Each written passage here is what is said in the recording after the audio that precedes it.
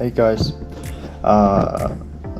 Freelancer болоод одоо 2 дахь 7 хоног дээрээ явж байна. Тэгээд хамгийн хөгийн юм болонгууд ингээд гоё сетапаа ингээ гоё бэлдээд яг гоё ажиллаа хийгээ суужсан чинь тог тасарчсан байх. Одоо тэгээд энэ ширээгээ ингээ өндөрцөн болохоор буулгах боломж авахгүй. Товчлон ажиллах. Тэгээ одоо энэ дээр жоохон тэмдэглэж ном уншдал сууж өнгөт юм уу. Бүхэл бүтэн бизнес юу бүхлээрээ ингээд яач хэмээн зогсчих юм байна тоггүй бодвол тэгээд одоо хүмүүс баахан чатчаад ингээд тэгээд тэгэхээр яах ч юм битггүй за би нэг айгүй сонин нөхцөл байдалтай тулгарсан. Тэгээд яг энийг бас та нартай хуваалцъя гэж бодож байна. Би ингээд анх юу онгот одоо фрилансер болоог байхдаа хүмүүсийн юм сонсч ирсэн байхгүй. За ингээд чадварлагууд нь юу ачдаг одоо гадаад руу мэдээж гарч явж ажил хийдэг ч юм уу дажгүй ажил хийгээд монголчуудаас нэг ажил авдаггүй.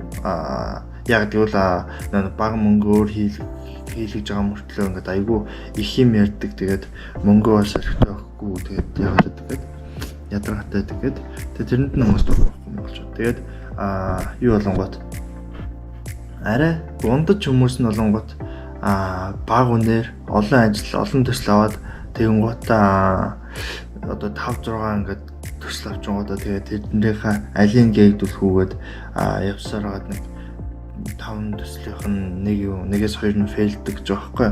Тэгээд би болонгууд тэрийг харж байгаа. За ер нь л аль болох өөрийгөө дажгүй үнэлүүлэх хэрэгтэй байна гэд тэгж явж байгаад одоо болонгууд яг нөхцөл байдал болонгууд тэр дунд хүн дээр нэрсэн гэх юм уу. Гэхдээ хамгийн сони юм би ингээд өөрөө яг хүсээгүй байж байгаа тийм ингээд decision руу яваад орсон.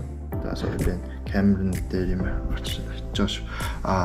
Өөрөө ингээд хүсээгүй байж байгаа тийм situation руу ороод ирсэн. Би бол ингээд олон компанитай 3 компанитай ингээд гэрээтэй тэгээд цагаараа цалинжаад ингээд явж исэн. Тэгсэн чинь нөгөөд нь бүгдээрээ гинт одоо мөнгө төгрөг өгөхгүй болоод эхлэхлээр би чинь survival mode дээр байгаа юм чинь тэгээд хэцүүч юм чинь. Тэгээд тэр 3-аас гадна ингээд өмнө хийж өгсөн юм байгаа. Тэгээд тэр хүмүүснээс асуудал гарвал хэлнэ ярина. Тэгээд бүгдийг засах хэрэгтэй. Тэгэнгүүт би ингээд шууд хоол ундны мөнгө эсвэл юуны одоо хэрэглээний мөнгө нэмэлт машин засвар ч юм уу баахан мөнгөний хэрэг гарангууд ерөөсөн мөнгө авах болчих. Тэгээд би яасан бэ гэхээр шинэ төсөл авцсан.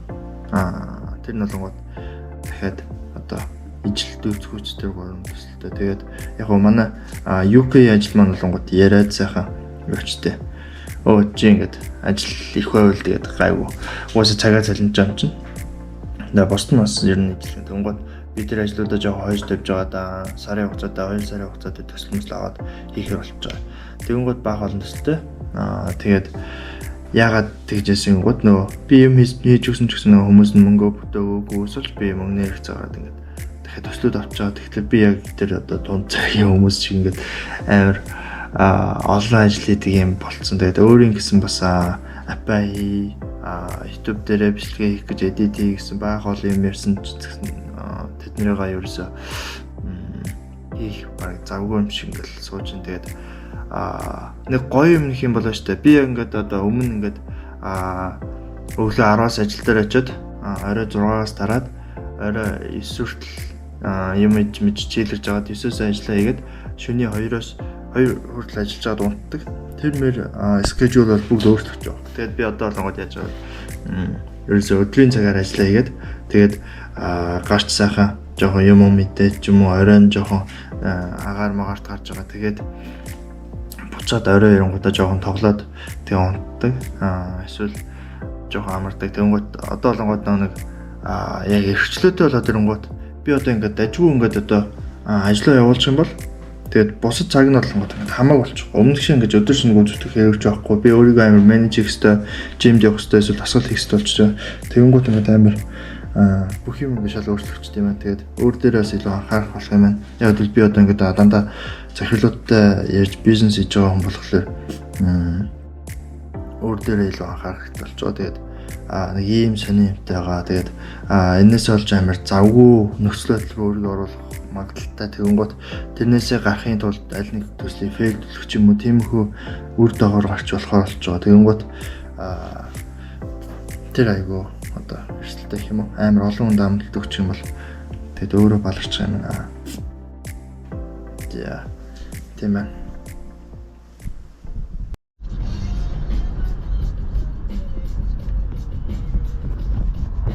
Энэ сайхан амьдралж юу бахтай хэвээр.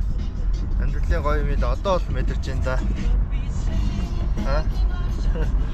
Өдөрт цагаар юунд ажлынхантайгаа цаанд ордог байсан болохоор яг тэр үед амар ярих хэрэгцээг хангацдаг байсан байхгүй. Одоо би тэгээд хоолны газар явж хоол идэх гээд өдөрт цагаа уухгүй явж байна. 4 цаг. Гэтэ би ажлын хажуугаар YouTube руу бичлэг хийдэг баг. Тэр чинь сард орны 1 юм уу 2 хийдэг л байсан. Гэтэ би тэрийг хийхэд бол тэгээд эдитлэхдээ хагасанд нь өглөөнөөс оройн 6 хүртэл суугаад мацаг бариад баг ус уугаа тэгээд суучин. Тэгээд тэг сууж байгаад бичлэг эдит дуусдаг байсан. Тэгж баг 6 сар явсан. Хагасаа бүр идэх солиотой. Гэтэ ер нь бол ажлаа явуулчаад өөрийгөө шагнана гэдэг бас гоё юм байна л да.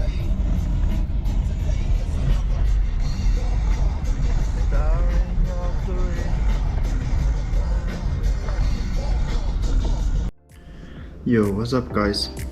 За, энэ бол миний онлайнаар гэрээс ажиллаж байгаа 5 дахь 7 хоног. Тэгээд 4 дахь 7 хоног дээр би бүр өөрийгөө баг алдаж байна. Яг freedom гэдэг чинь яг хөвчлөө гэдэг чинь нэг өөрийгөө менеж хийхгүй бол жоохон юу болж тарах юм уу да. Одоо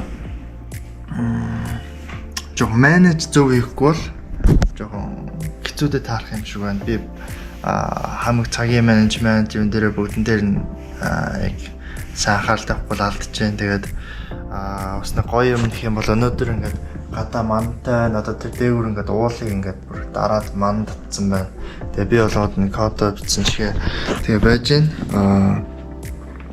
Тэгээ би одоо фриланс хийж байхдаа энэ одоо ингээд тогтмол орлогоо болгож байгаа болохоор хажуугаар нь яг бизнес эхлүүлээ гэж бодож байгаа хэрэг. Тэгээд ер нь хагасан бүтэн сандаас давхар суугаад бас бизнесээ яаж хийх үү гэдэг талаар ер нь аягүй бодсон. Тэгээд ер нь олон юм бас бодоод хийгээд байна. Тэгээд яг тэрийгээ олонгот үр дүнгийн талаар хэлье. За, quick update бол энэ байна да.